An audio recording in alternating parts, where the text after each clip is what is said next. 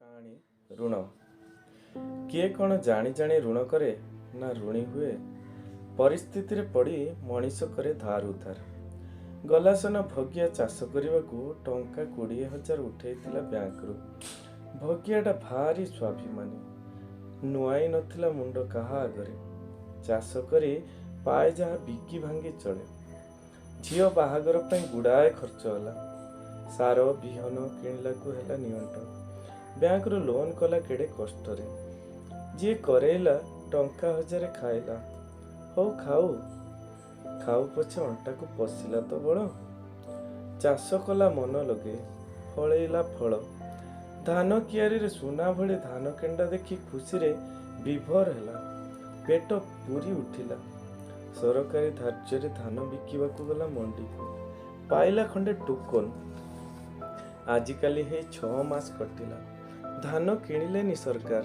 ଶେଷକୁ ବାଧ୍ୟ ହୋଇ କମ୍ ଦରରେ ବିକିଲା ବେପାରୀ ହାତରେ। ୱାର୍ଡ ମେମ୍ବର ଖବର ଦେଇଛି, ଆଜି ଋଣ ଆଦାୟ ମେଳା। ପଞ୍ଚାୟତ ଅଫିସ ଆଗରେ। ଯିଏ ଯାହା ପାରିବ ଦେବ, ନହେଲେ ଆସିବ ନାଲି ନୋଟିସ। ନାଲି ନୋଟିସକୁ ଭାରି ଡର। କୁରଖି ହେବ, ନିଲାମ ହେଇଯିବ ଘରଦ୍ୱାର, ସର୍ବହରା ହେଇଯିବେ। ଭଗିଆ ଟଙ୍କା 10,000 ଧରି ପହଞ୍ଚିଲା ମେଳାକୁ। ସତରେ ମେଳାଟା ଜମିଛି। ସେପଟେ ଷ୍ଟଲରେ ଲାଗିଛି ଆଚାର, ପାମ୍ପଡ଼, ଆହୁରି ଆହୁରି। ଗାଁ ସ୍ୱୟଂ ସହାୟିକା ଗୋଷ୍ଠୀ ଦ୍ୱାରା। ଦୂରରେ ବ୍ୟାଙ୍କ ବାବୁଏ ବସିଛନ୍ତି ଟେବୁଲ ପକେଇ। ବେଶୀ ଭିଡ଼ ନାହିଁ। ପହଞ୍ଚିଲା ଯାଇ ତାଙ୍କ ପାଶେ। ହଁ, ତମ ନାଁ? ସାର୍ ଭଗିଆ, ଭାଗୀରଥି ନାୟକ। ଖାତାର ରେକର୍ଡ ଦେଖି ବାବୁ କହିଲେ, ହଁ, ଟଙ୍କା 20 ନେଇଥିଲ, ହଉ ଦିଅ। ହଁ ସାର୍, କହି ବେଗରୁ କାଢ଼ିଲା 50-100 ଟଙ୍କିଆ ବଣ୍ଡଲ ସବୁ। ଜଣେ ବ୍ୟାଙ୍କ ବାବୁ ଗଣି ଆର ବାବୁକୁ କହିଲେ, ହଁ ଲେଖ। ଭାଗୀରଥି ନାୟକ, 10,000 ଟଙ୍କା। ପାଠରେ ଭଗିଆ ବର୍ଣ୍ଣବୋଧ ସାରିଛି। ଜାଣିଛି ଫଳା ସବୁ। ନିରୀକ୍ଷେଇ ଦେଖୁଥିଲା ସବୁ।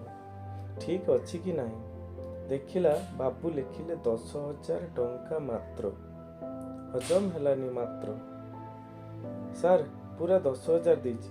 ମାତ୍ର ନାହିଁ, ପୁରା ବର୍ଷକର କମେଇ। କାଟ ସେ ମାତ୍ର। ବ୍ୟାଙ୍କ ବାବୁ କାଟିବା ତ ଦୂର, ଶୁଣିଲେନି ତା କଥା। ମୁଣ୍ଡକୁ ପିତ୍ତ ଚଢ଼ିଲା ଭଗିଆର। ପାଟିତୁଣ୍ଡ ବଢ଼ିଲା। ଭଗିଆକୁ ପୁଲିସ ଟାଣି ଠେଲିଦେଲା ଖଣ୍ଡେ ଦୂରକୁ। ପଡ଼ୁ ପଡ଼ୁ ରକ୍ଷା। ଘରକୁ ଯାଉ ଯାଉ ଲୁହ ଝରାଇ କହୁଥାଏ, ଏଇମାନେ ବଡ଼ ଲୋକ। ଟଙ୍କା 10,000 ୟାଙ୍କ ପାଇଁ ମାତ୍ର।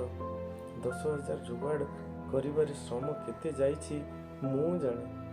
ଏମାନେ କୋଉଠୁ ଜାଣିବେ? ଟଙ୍କା ତ ଏମାନଙ୍କ ପାଇଁ ଗୋଡ଼ି ମାଟି।